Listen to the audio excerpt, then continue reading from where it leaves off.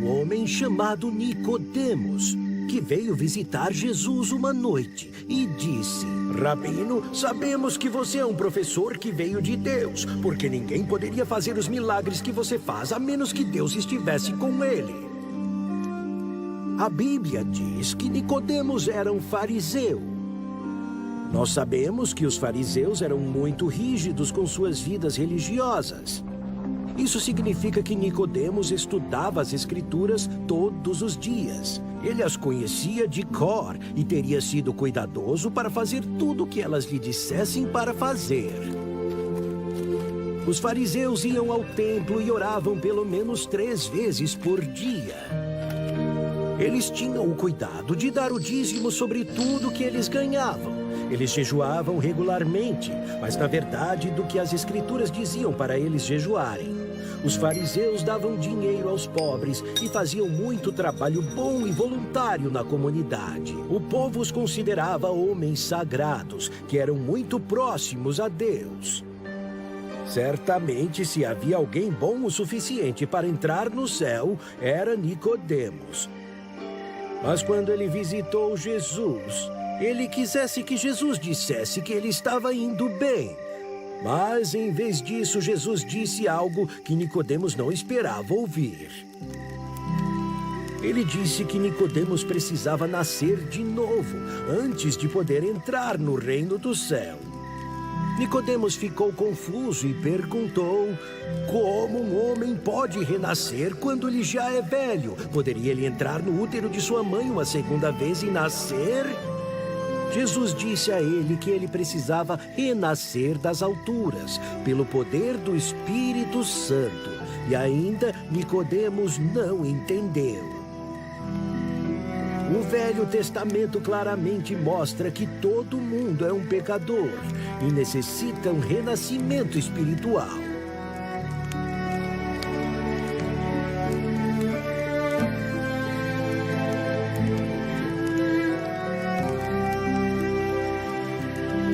Então, por que Nicodemos, um professor e líder do povo judeu, não entendeu esta importante verdade?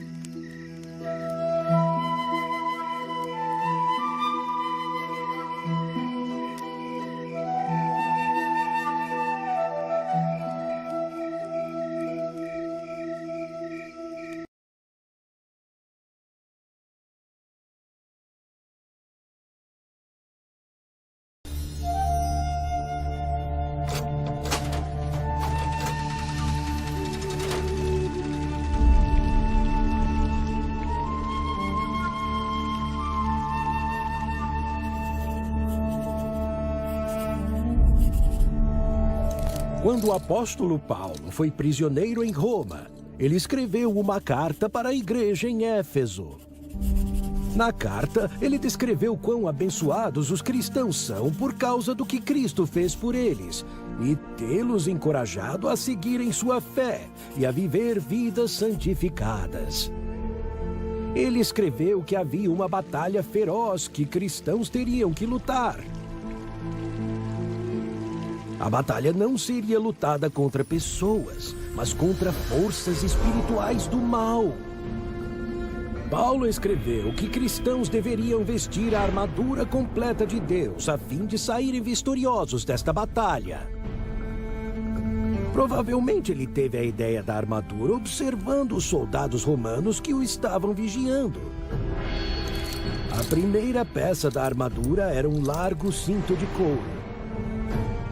O cinto é a peça base da armadura de um soldado.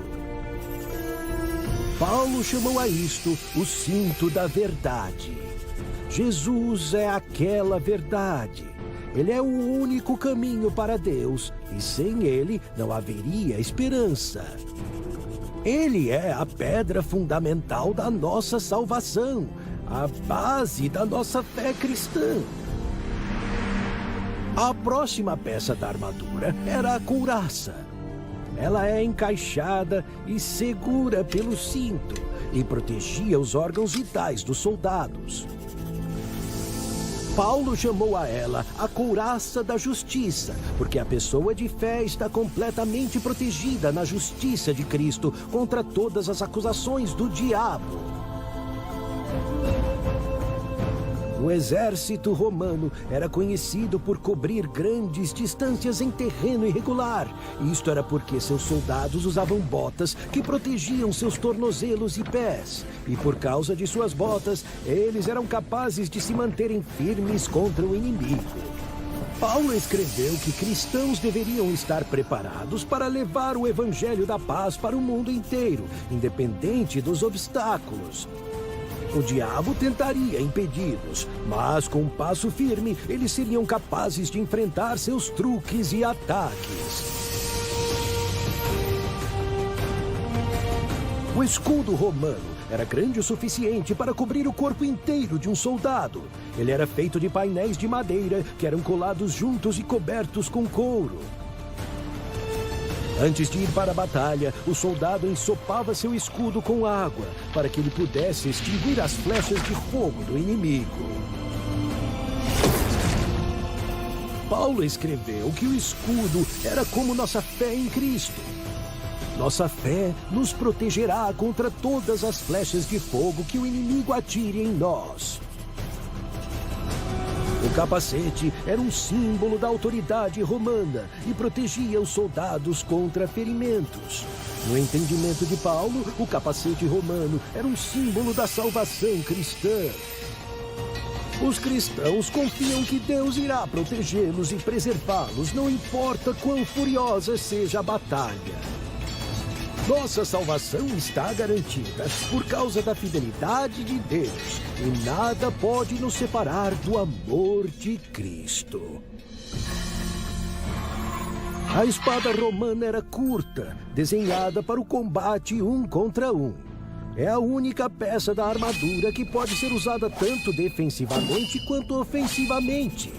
Paulo a chamou de espada do Espírito, que é a palavra de Deus. Jesus mencionou a Bíblia quando ele foi tentado pelo diabo no deserto. E o diabo não pôde lutar contra ele. Finalmente, Paulo escreveu que cristãos deveriam orar um pelos outros. É a oração que mantém os cristãos em constante comunicação com Deus, que nos protege e nos mantém através de todas as provações e tentações. Viu só? O apóstolo Paulo entendia as armações do diabo muito bem. Ele também sabia que para resistir contra qualquer ataque espiritual, nós devemos estar completamente vestidos com a armadura de Deus.